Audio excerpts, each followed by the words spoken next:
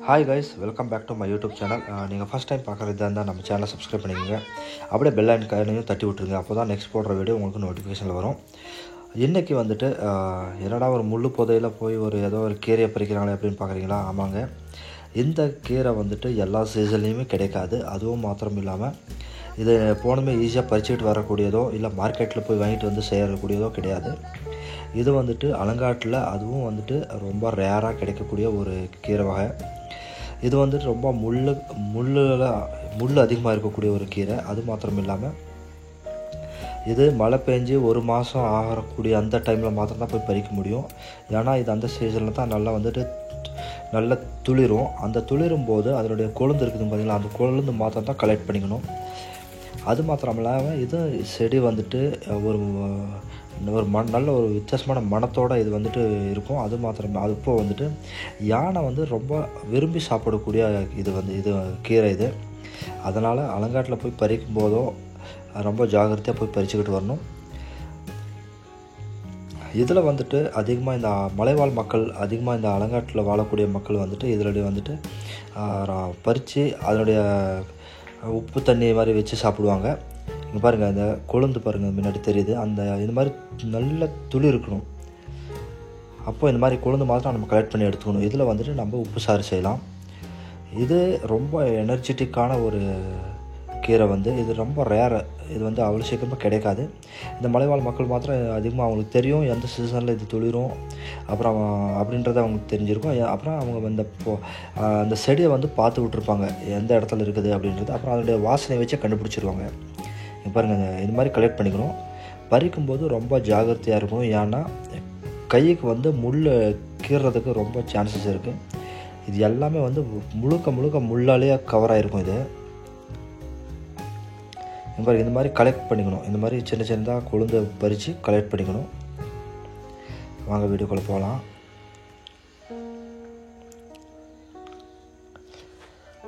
இங்கே பாருங்கள், நம்ம காலையிலேருந்து சுமார் சாயங்காலம் வரைக்கும் பறித்து கலெக்ட் பண்ணது இதில் நம்ம உப்பு தண்ணி செய்யலாம்.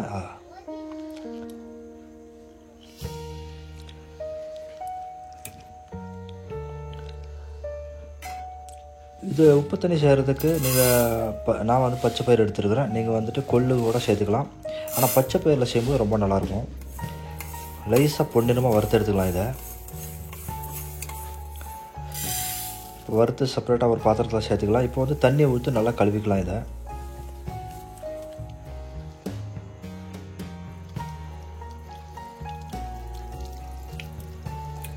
மறுபடியும் அடுப்பை பற்ற வச்சு ஒரு பாத்திரத்தை வச்சுக்கலாம். அதில் கொஞ்சம் எண்ணெயை ஊற்றி கடுகு சேர்த்துக்கலாம்.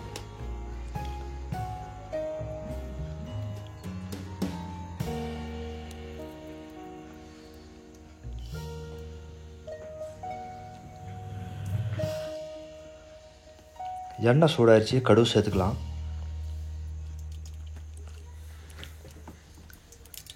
கடுகு பாருங்கள் வெடிக்க ஆரம்பிச்சிருச்சு.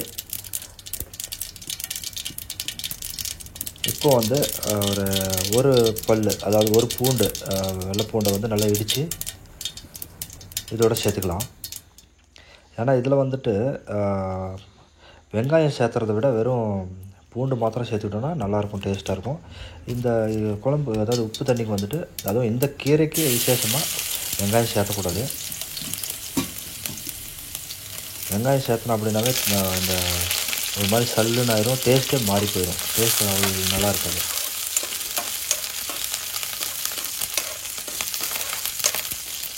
கருவேப்பிலை சேர்த்துக்கிட்டோம். இப்போ கொஞ்சம் நல்லா பொன்னிறமாக வறுத்து எடுத்துக்கலாம். அதுக்கப்புறம் நம்ம கழுவி வச்சுருந்த அந்த பச்சை பயிரை சேர்த்துக்கலாம்.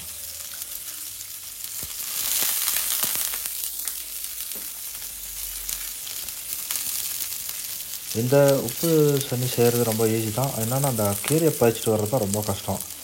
காலையில் போனோம் அப்படின்னா சாயங்காலம் வரையும் ஆயிரும். இப்போ கொஞ்சம் மஞ்சத்தூள் சேர்த்துக்கலாம்.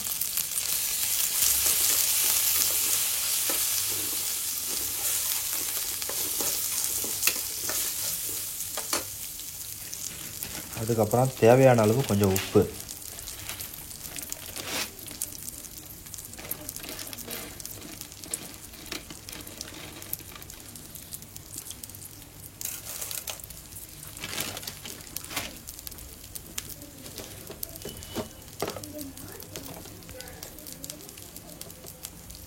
அதுக்கப்புறம் கொஞ்சம் மிளகாத்தூள்.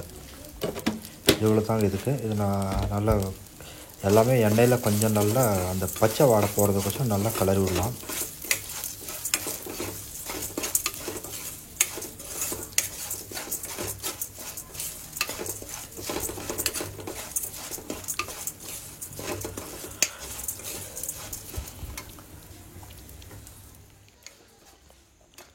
அவ்வளோதான். இப்போ நம்ம தண்ணி சேர்த்துக்கலாம். ஏன்னா இந்த பச்சை பயிர் வந்துட்டு நம்ம வறுத்து அதுக்கப்புறம் நம்ம வந்து தண்ணியில் வேக வைக்கிறோம் அப்படின்போது கொஞ்சம் அதிகமாக டைம் எடுத்துக்கும்.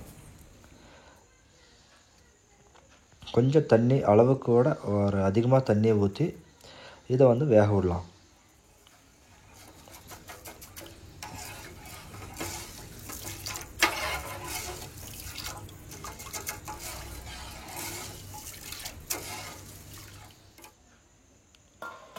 கவர் பண்ணி ஒரு அரை மணி நேரத்துக்கு மேலே நல்லா குக் ஆகணும். வர நல்லா கொதி வந்துட்டுருக்குது. அப்படியே சைடில் கொஞ்சம் பாலை நல்லா காய்ச்சி இறக்கி வச்சுக்கலாம். ஏன்னா நம்ம இந்த டைமில் வந்துட்டு உப்பு தண்ணி செய்கிறது வந்துட்டு பச்சைப்பயிரை நல்லா வேக வச்சு இதை கடைசியாக இறக்கும்போது பால் சேர்த்து இறக்கிக்கலாம். அப்போது வந்துட்டு ருசி நல்லாயிருக்கும். பால் விரும்பாதவங்க அப்படியே தண்ணி கொஞ்சம் ஜாஸ்தி சேர்த்து இறக்கிக்கலாம்.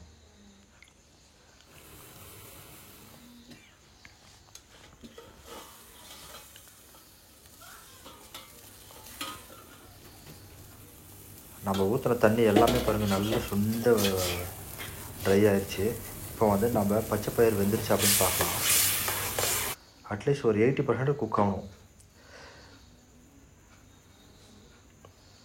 பாருங்கள் நம்ம அந்த விரலில் 2 விரலில் வச்சு நம்ம நசுக்கும் போது பச்சைப்பயிர் வந்து நல்லா பிதுங்கி வரணும்.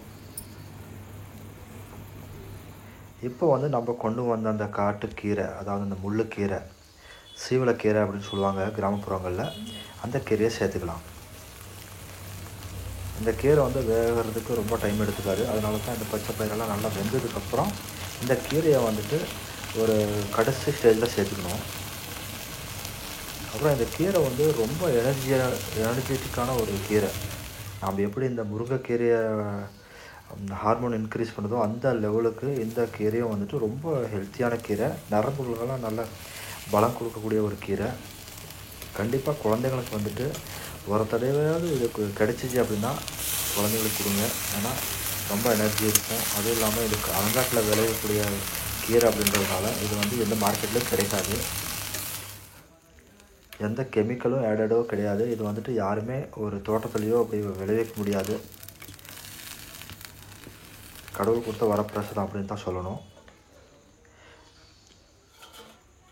அப்புறம் இது வந்து யாருமே விற்கிறதும் இல்லை.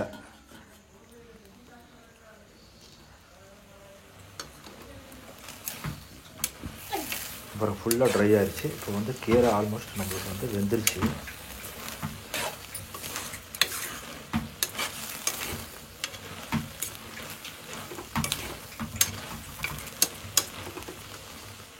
இப்போ கடைசியாக வந்துட்டு நம்ம காய்ச்சி வச்சு இந்த பாலை சேர்த்துக்கலாம். பச்சை பாலை சேர்த்தணும் அப்படின்னா நல்லா இருக்காது. அதனால் நல்ல பாலை காய்ச்சி சேர்த்துக்கிட்டோம் அப்படின்னா ரொம்ப நேரமும் கொதிக்க விடக்கூடாது. ஏன்னா பால் வந்து சுண்டுருச்சு அப்படின்னா நம்மளுக்கு வந்துட்டு சாப்பிட்றதுக்கு அந்த ரசம் கிடைக்காது, கிரேவி இருக்காது. அதனால் வந்துட்டு பாலை சேர்த்து கொஞ்சம் நேரம் குக் ஆனதுக்கப்புறம் அந்த மசாலா அதெல்லாம் வந்துட்டு அந்த கீரையோட கலந்து அதெல்லாம் அதுவும் வந்து பாலில் கலந்துடணும். அப்போ தான் டேஸ்ட்டாக இருக்கும்.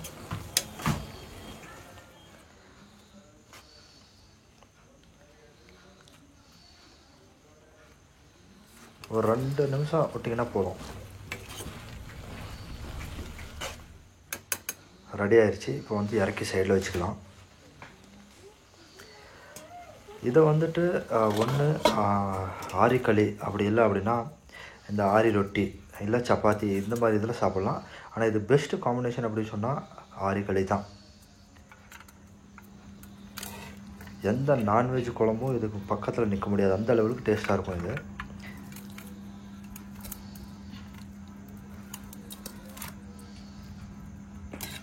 அதிகமாக மலைவாழ் மக்கள் வந்து இதை விரும்பி சாப்பிடுவாங்க. ஏன்னா இது ரொம்ப ரேராக கிடைக்கக்கூடிய ஒரு கீரை இது.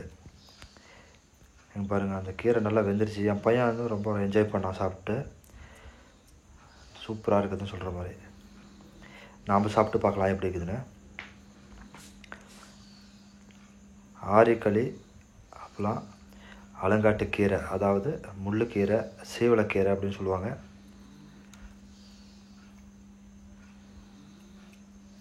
சேம் எப்படி நம்ம வந்து மீனை சாப்பிடும்போது அதனுடைய முள் ஃபீல் ஆகுது இல்லைங்களா, அந்த மாதிரி தான் இது. அந்த கீரையில் லைட்டாக அங்கே சைட்லலாம் முள் இருக்கும், கொஞ்சம் பார்த்து சாப்பிடணும். நல்லா வெந்திருக்கும், பட் இருந்தாலுமே நல்லா மென்று சாப்பிடணும். இது செம சூப்பரான டிஷ். இது கண்டிப்பாக ரொம்ப ரேராக கிடைச்ச ஒரு கீரை அப்படின்னு சொல்லலாம். ஏன்னா எல்லா கீரையும் நம்ம வந்துட்டு மார்க்கெட்லேயோ இல்லை நம்ம தோட்டத்துலேயோ இல்லை பக்கத்துலேயோ விளைவிச்சு நம்ம சாப்பிட்லாம். ஆனால் இந்த கீரை வந்துட்டு யாருமே எந்த தோட்டத்துலேயுமே விளைவிக்க முடியாது, யாரும் விளைவிக்கிறதும் இல்லை. ஏன்னா இது வந்து முள் அது மாத்திரம் இல்லாமல் வருஷத்தில், அதாவது ஒரு சீசன் டைமில் மழை பெஞ்சி அப்படின்னா அந்த டைமில் மாத்திரம் தான் இது வந்து துளிரும். அந்த டைமில் மாத்திரம் தான் இதை நம்ம பறித்து எடுக்கணும். அது மாத்திரம் இல்லாமல் யானைக்கு ரொம்ப அதாவது விரும்பி சாப்பிடக்கூடிய ஒரு கீரை இது. நாங்களே வந்துட்டு அலங்காட்டுக்கு போய் பறிக்க போகும்போது ஒரு 2-3 டைமு யானை வேறு பக்கம் அப்போ தான் வந்து அந்த கீரையை சாப்பிட்டு போனதை பார்த்துருக்குறோம். அதுவும் இல்லாமல் போகிற வழியில் யானையை வந்துட்டு அதிகமாக அந்த புதை பக்கத்தில் இருக்கும். ரொம்ப ஜாகிரதையாக பறிச்சுட்டு வரணும். இந்த வீடியோ கண்டிப்பாக உங்களுக்கு பிடிச்சிருக்கும்னு நினைக்கிறேன். பிடிச்சிருந்தால் ஒரு லைக் பண்ணுங்கள், பிடிக்கல அப்படின்னா டிஸ்லைக் பண்ணுங்கள். உங்களோட விருப்பத்தை கமெண்ட்டில் தெரிவிங்க.